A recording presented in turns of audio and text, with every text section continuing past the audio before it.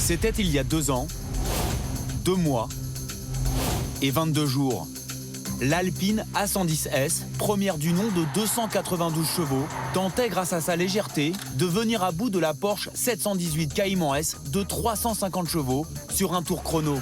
Sans succès, puisqu'au final, la Porsche était sacrée avec 2 secondes d'avance sur notre circuit automoto. 2 ans plus tard, l'Alpine muscle donc son jeu parce que même s'il y avait tout ce qu'il fallait pour s'amuser avec 292 chevaux, il y avait quand même un petit goût d'inachevé. Parce que la concurrence, ça motive. 300 chevaux, c'est bien, c'est un chiffre rond. Même si, effectivement, l'adversaire de cette voiture, c'est toujours le Porsche Cayman S. Mais alors, qu'est-ce qui a changé en 2 ans? 2 ans plus tard, le Cayman S fait toujours 350 chevaux. Mais il y a aussi un GT4 RS de 500 chevaux, un autre monde. Porsche n'a plus rien à prouver. En fait, c'est du côté français que ça a bien changé. Le groupe Renault a de grandes ambitions pour le futur d'Alpine. La marque est devenue une écurie de Formule 1, victorieuse en Grand Prix. Quant à l'A110S, elle est passée à 300 chevaux tout rond et bénéficie de cette expérience en sport automobile.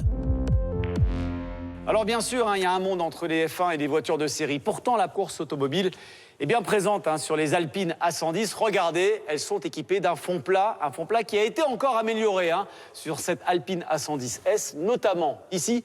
Et c'est plutôt rare sur ce type de voiture parce que les fonds plats, on a plutôt l'habitude de les retrouver sur les supercars.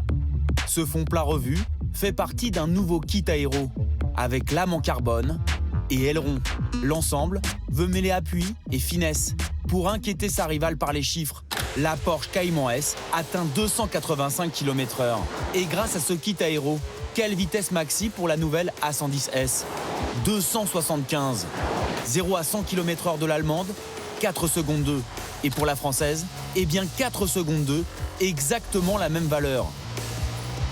Il n'en fallait pas plus pour avoir envie de les départager, mais sur un 200 mètres, départ arrêté.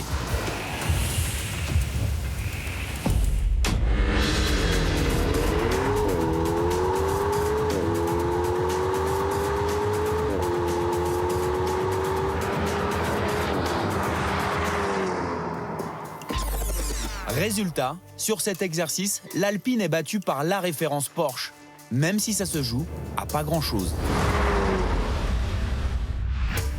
L'Alpine A110S est clairement calquée sur son adversaire. Même au niveau des tarifs, à partir de 71 500 € pour la française, c'est pas donné. Le Cayman S, lui, c'est encore un petit peu plus, à partir de 75 700 €. Et si vous vous dites qu'avec cet écart de prix, vous préférez la Porsche, parce que c'est une Porsche, avec un 4 cylindres, rappelons-le, tout comme l'A110S, rappelez-vous aussi ce bon vieux malus français. Et là, vous allez avoir les oreilles qui saignent, puisque le scandaleux malus de ce Porsche Cayman S est de 33 147 €. Oui, vous avez bien entendu, plus de 30 000 € de malus pour le Porsche Cayman S. L'Alpine A110S s'en sort beaucoup mieux, seulement 1 900 € de malus, et ce pour 2 raisons. La première, c'est que son moteur rejette moins de CO2, et la deuxième, et c'est sa principale qualité par rapport à la Porsche, son poids. L'Alpine est beaucoup plus légère. Et ça a toujours été la clé de ce modèle, et d'Alpine en général, bien sûr, parce que ça permet évidemment d'échapper aux foudres du malus chez nous en France, mais on se rend compte qu'il n'y a pas besoin de plus, parce que c'est dans l'ADN d'Alpine de faire des voitures légères, maniables, et surtout qui offrent ce plaisir communicatif de conduire. Regardez-moi ça s'inscrit parfaitement dans les virages, ça ressort bien, il y a tout ce qu'il faut. Alors c'est vrai que le Cayman S fait 350 chevaux, soit 50 de plus, mais il est beaucoup plus lourd. 1385 kg contre 1109 kg pour l'Alpine. Imaginez-vous, 270 kg d'écart. Ça commence à faire, Mais la légèreté a aussi des inconvénients. Lorsqu'on cherche à faire une voiture légère, on se retrouve avec un intérieur sommaire. Bon, Jérôme, tu le trouves comment l'intérieur de cette petite berlinette là? Alors, écoute, c'est pas si mal, mais il y a quand même quelques bémols, moi, je trouve. Tout simplement parce qu'on retrouve des pièces Renault, Ah oui. d'un constructeur généraliste. On sait, c'est la règle du jeu. Pour avoir une sportive, il faut qu'elle coûte moins cher. C'est quelque chose qu'on trouve ailleurs. Hein. Par exemple, Aston Martin reprend des pièces Mercedes. On sait que Lamborghini reprend des pièces Audi. Mais ça, ce sont des marques premium. Ouais, Là, Renault, c'est une marque généraliste. Alors, par exemple, on retrouve les commandes de radio, les commandes de Clio pour la clim. Et puis, c'est ça, moi, qui m'a fait rire. Quand j'ai vu la clé, regarde, cette clé, je crois que la première fois que je l'ai vue, c'était sur la Laguna 2 en 2001. Il y a 1300 ans, quoi. Il y a 21 ans. Bon, donc sur ce plan-là, c'est vrai que c'est moins bien qu'une Porsche, parce que dans la Porsche, il n'y a que des pièces de Porsche. Bon, il y a quand même une différence, on est d'accord? Oui, il y a une différence. Après, on est peut-être un peu dur avec cette Alpine, parce que, regarde, l'intérieur, là, sur le volant, sur les sièges, il y a une sorte de suédine, comme ça, qu'on retrouve sur le tableau de bord, sur les portes. C'est quand même pas si mal. Et puis en termes d'équipement, bon, tu vois, par exemple, il y a l'Apple CarPlay Android Auto. Donc ça va, ça va. Attends, je te coupe, parce que tu as déglingué des voitures pour moins que ça hein, dans l'histoire d'Automoto. Hein. Surtout dans les intérieurs, tu étais exigeant. Hein. On est bien d'accord, l'intérieur d'une voiture, ça compte.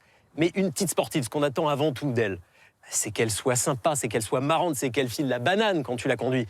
Et ça, franchement, si j'ai des pièces de Clio, c'est pas grave, parce que elle est tellement marrante à conduire. Il me surprendra toujours, Jérôme. Jérôme sait que ce qui compte au volant de ces voitures, ce sont surtout les émotions qu'elles procurent lorsqu'on les pilote. D'abord, la Porsche. Ce que je ressens dans la conduite de cette Porsche Cayman, c'est l'équilibre de la voiture. C'est très rigoureux.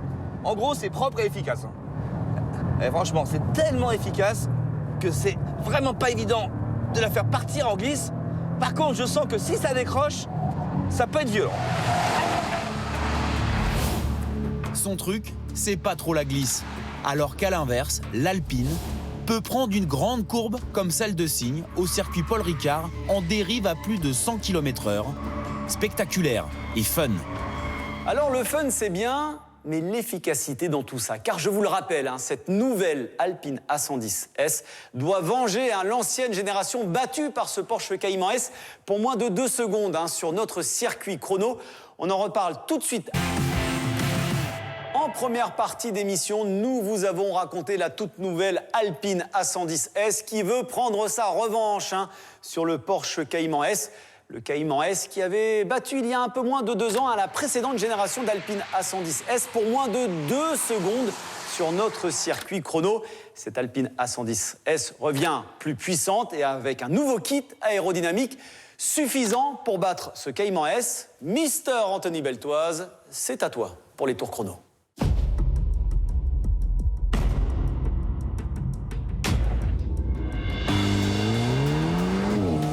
Très bon départ, pas du tout de patinage. Ah, il est sympa le son du moteur.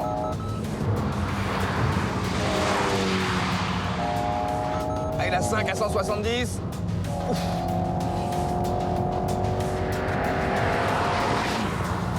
Ah, ça tient la route, c'est impressionnant. On a une voiture très très directe.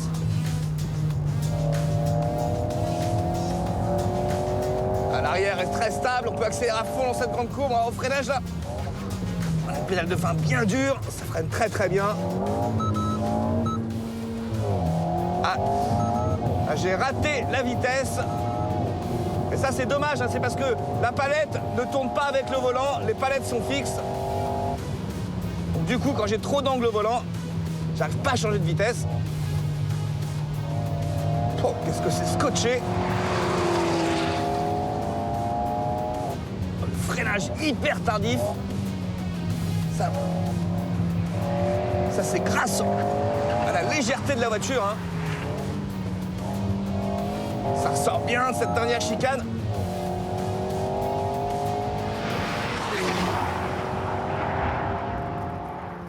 Place à la tenante du titre, la Porsche Cayman S. On sent que ça pousse quand même. Hein. 350 chevaux. Freinage juste incroyable, cette puissance de freinage. Je perds un tout petit peu l'avant, mais ça va, ça me permet quand même de rester à fond. Pivote bien. Allez.